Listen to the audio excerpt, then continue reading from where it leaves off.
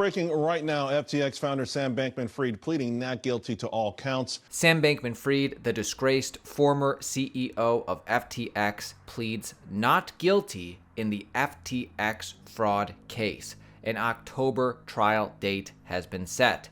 SBF pleaded not guilty on Tuesday to criminal charges that he cheated investors in his now bankrupt FTX cryptocurrency exchange, causing billions of dollars in losses in what prosecutors have called an epic fraud.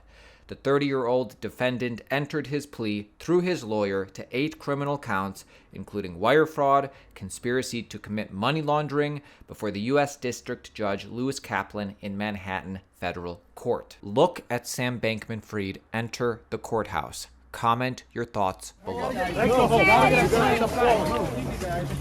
gotta get in. I gotta get in. Guys, that's it.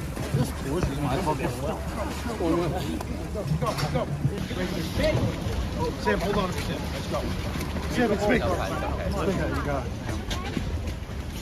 Man, how are you going to bleed this morning, guys, today? Make the hole.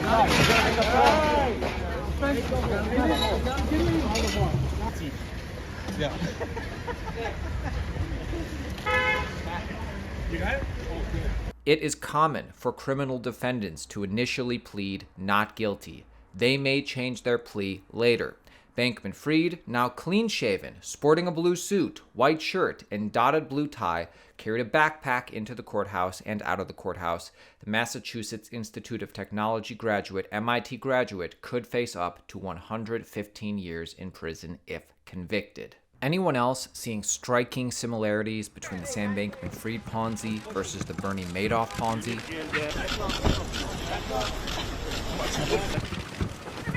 Sir, how do you feel? Come on, guys, watch this. Mr. Madoff, what would you say to all those people that lost money? Just off. Sam, what do you say to your investors who've lost so much?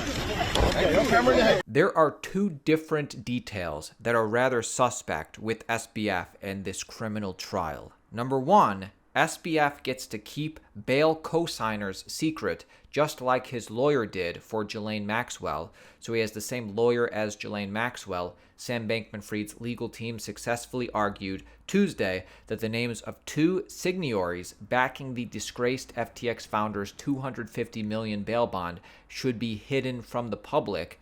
So we know his parents helped him out with the bail bond.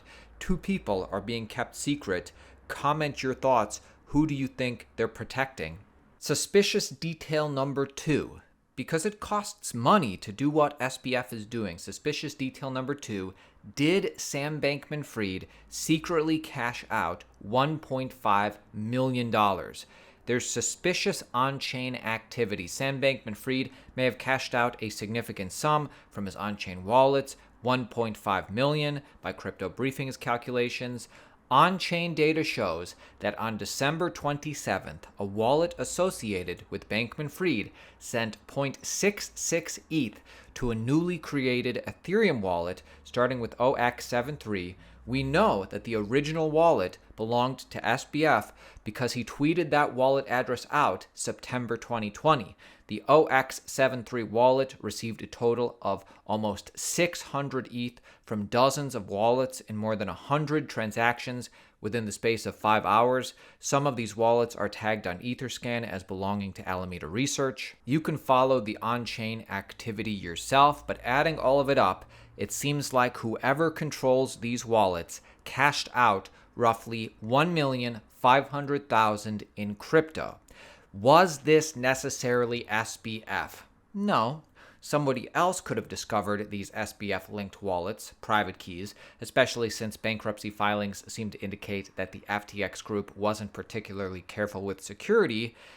On the other hand, it appears unlikely that the funds were moved on behest of law enforcement, since the wallet activity indicates the owner was mindful of using relatively censorship-resistant methods to cash out. Finance and pharma bro Martin Shkreli, who went to prison for price gouging life-saving prescription drugs, and he famously said that his only regret is that he didn't jack up the drug prices even higher because he had a duty to his shareholders to make as much money as possible. Martin Shkreli is an expert in this kind of stuff, and he has some legendary prison advice for SBF. Sam isn't exactly going to be somebody that fits into prison.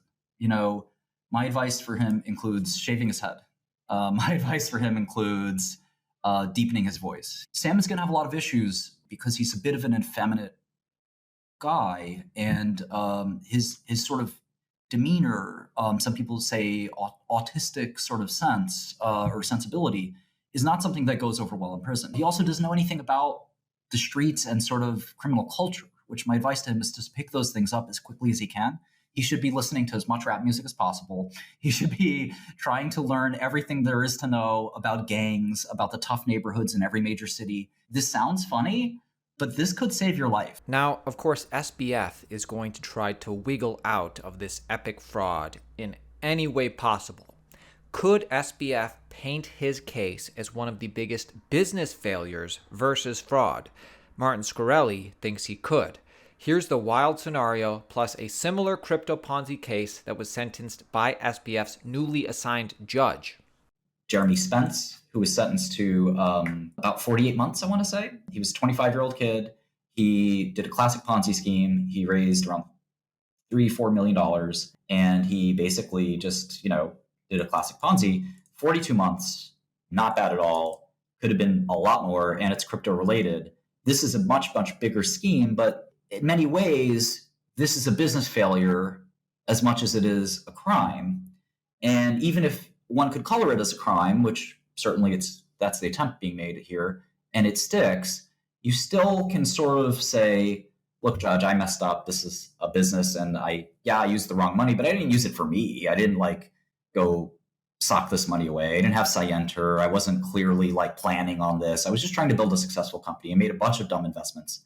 All the money's gone. I fucked up. But, am I a criminal? And I think if you look at that story versus this Rhode Island guy who more or less sounds like he had criminal intent to begin with, they're not that crazy apart. Obviously, the size of the money is so much more, and the impact to the victims is so much more.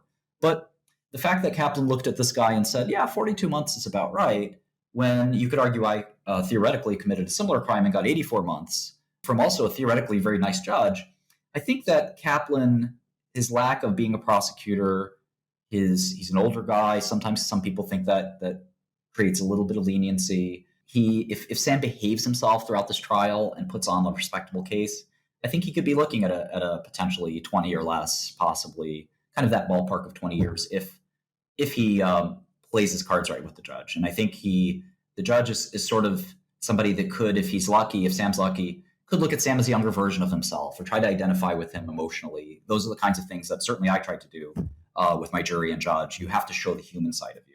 The judge is going to read a lot about you. They're going to be talking about you as the defendant for the next 2 years.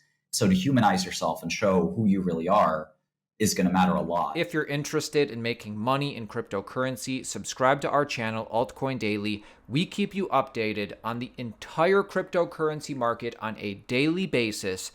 And we're going to continue to keep you updated on this story specifically in the coming weeks, and it just gets weirder and weirder.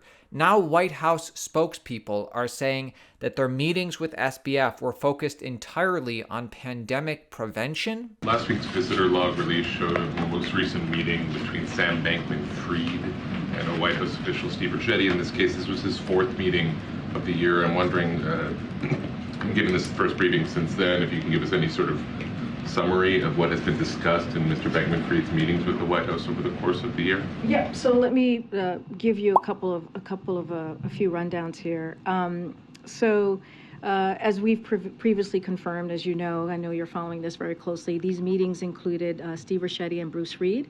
The meetings focused on pandemic prevention related to Sam Bankman-Fried's foundation and general information on the cryptocurrency industry and crypto exchanges. Again, this meeting with Sam Bankman-Fried was focused on pandemic prevention related matters and cryptocurrency and crypto exchanges. Get your tickets to Bitcoin 2023 Miami, May 18th through 20th, Miami Beach this year. Use code Altcoin Daily, 10% off. This is the biggest Bitcoin conference of the year. Ticket prices continue to increase as we get closer to the event. Use code Altcoin Daily, 10% off. Get your tickets now.